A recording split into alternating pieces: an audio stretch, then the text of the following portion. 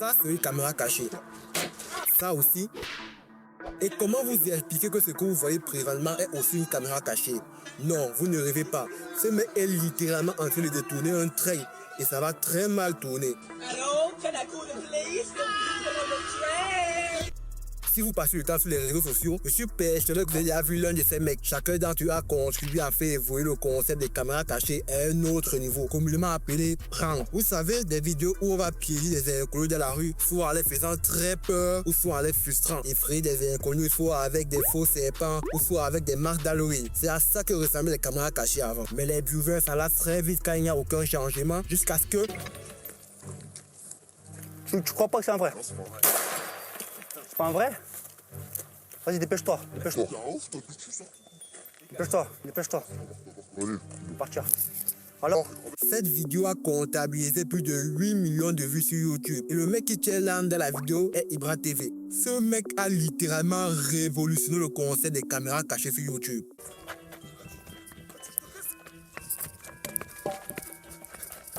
C'est bon, caméra, regarde, c'est pas ta roue. C'est pas ta roue. C'est pas toi. C'est caméra cachée, c'est caméra cachée. C'est pas ta roue.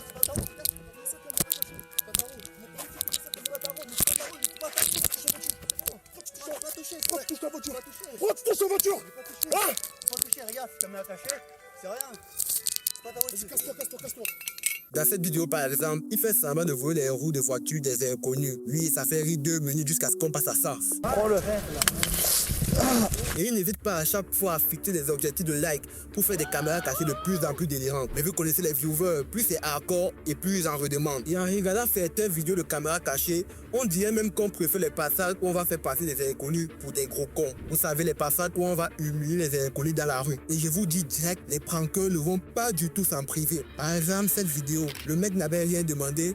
Il passait sur son chemin et puis paf!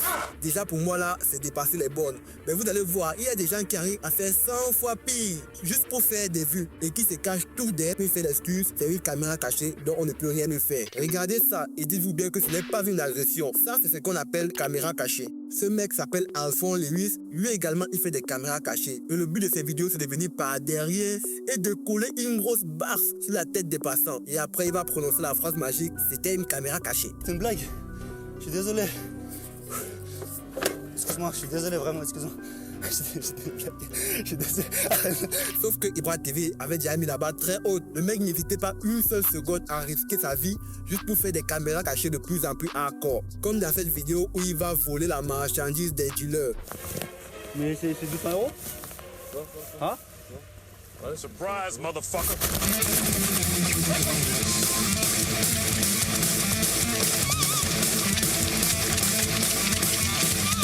Ah, c'est courageux. Il y a des gens qui disparaissent en Colombie pour moins que ça. Mais c'est pas le sujet de cette vidéo. Et grâce aux youtubeurs comme Ibra TV, sans même le vouloir, il y en a qui ont vu une grosse opportunité de se faire un max de vues. Malgré que la barre était déjà très haute. Lui, c'est Yannick. Et vous vous demandez sûrement ce qu'il fabrique. Vous verrez toute la scène, mais ce qu'il prépare n'augure rien de bon. Il mélange de l'eau avec 1 litre d'huile de maïs, puis il rajoute de la merde de chien avec de la peinture. Toutes ces chimies là pour une seule chose qui va vous glacer le sang. Pour commencer, il va monter à bord d'un train et attendre quelques secondes avant le départ du train, histoire qu'on ne puisse pas le rattraper. Ensuite, il va en profiter pour déverser toute sa potion merdique là sur un passager du train et il va bien évidemment se tirer en toute vitesse pendant qu'un de ses amis est en train de filmer la scène. Mais là, pour moi, là, on est à la limite de la folie. À quel moment tu t'es dit, quelle idée de vidéo pourra bien faire aujourd'hui? Ah, je sais, on va verser de la merde des chefs sur la tête des passagers à bord d'un train. Ça va faire des vues.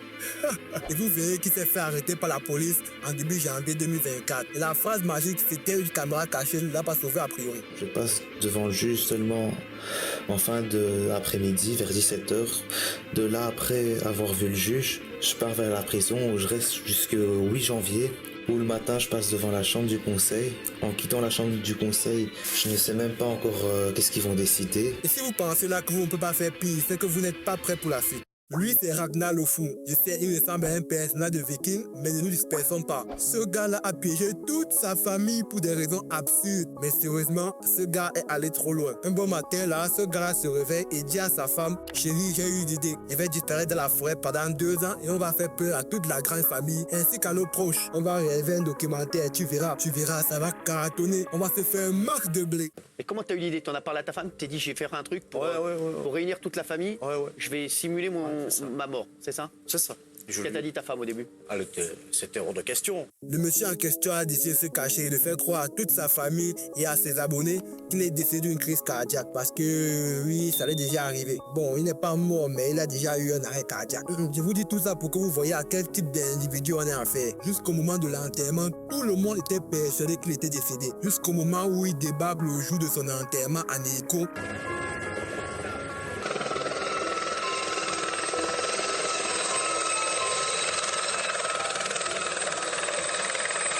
Et il en profite pour faire sa demande en mariage devant tous ses proches qui n'étaient pas du tout au courant du cinéma.